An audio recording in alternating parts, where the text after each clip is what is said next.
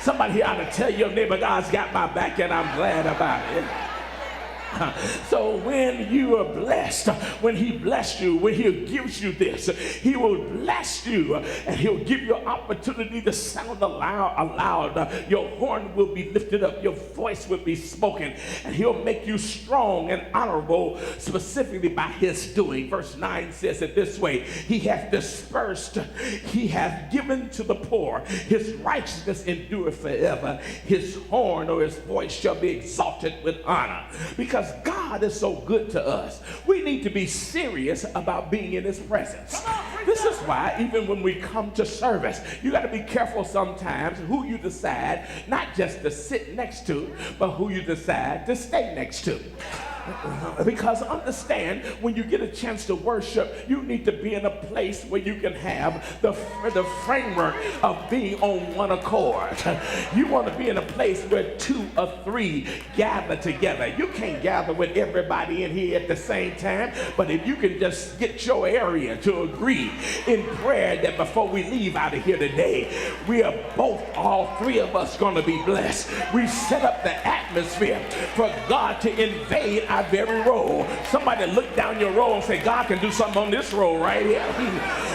Just because we're here, just because we belong to him, just because he is everything he said he is. And so now, because I know there's some fire on the road, my God, I know that at any moment something can start, because fire is hard to contain.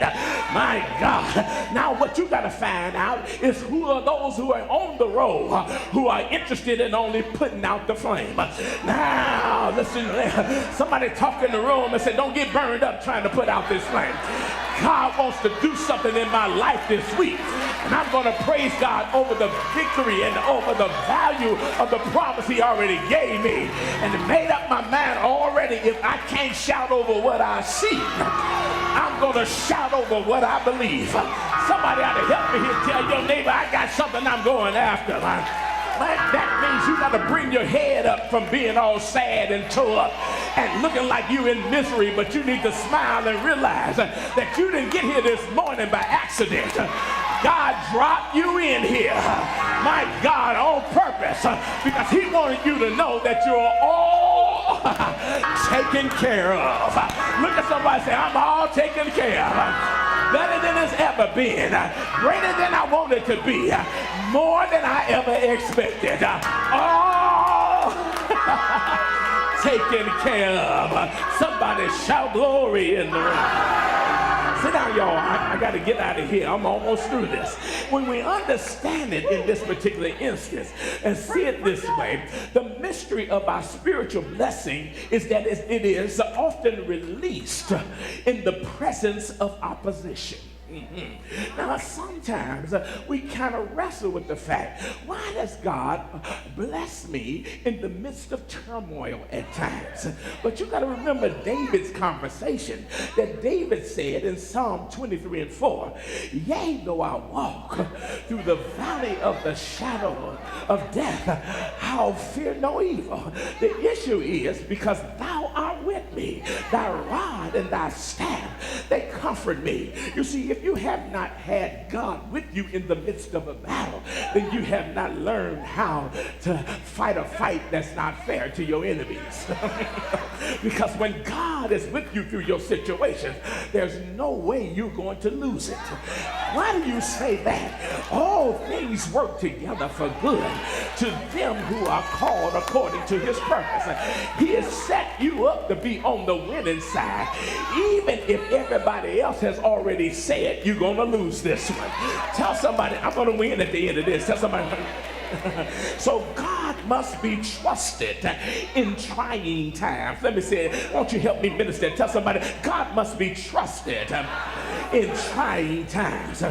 And when you understand that God must be trusted in trying times, you have to understand that I'm all taken care of because he's clearly taking care of me.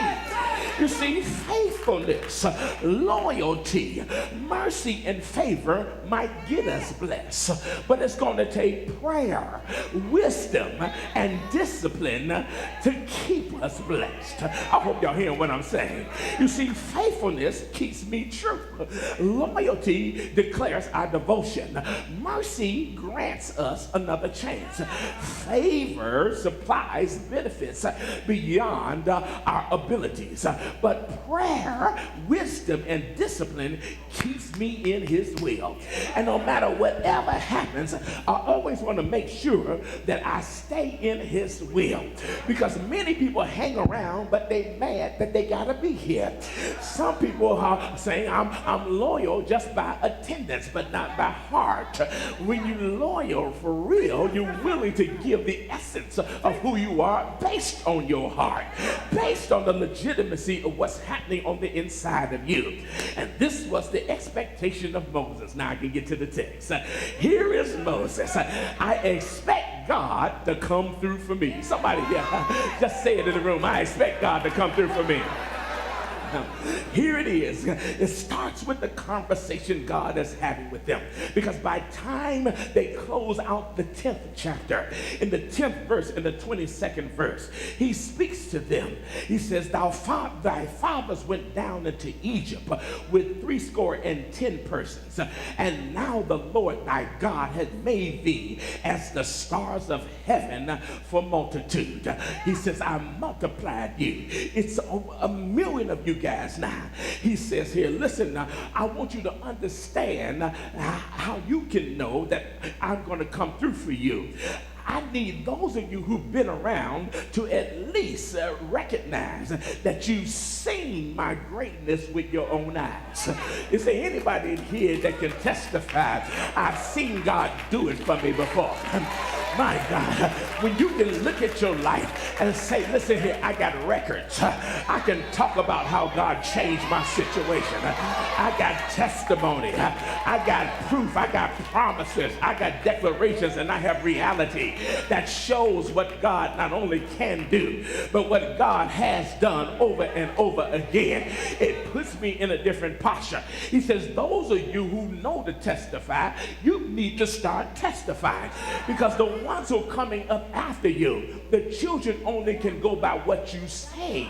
If you don't testify, you don't leave them a historical record of what it took for them to get to where they are. Sometimes we wonder why children seem to not appreciate the moment. But if you don't teach them and show them how the journey takes place, you cannot expect them to understand the historical significance of what it took to make the journey a part of their new reality.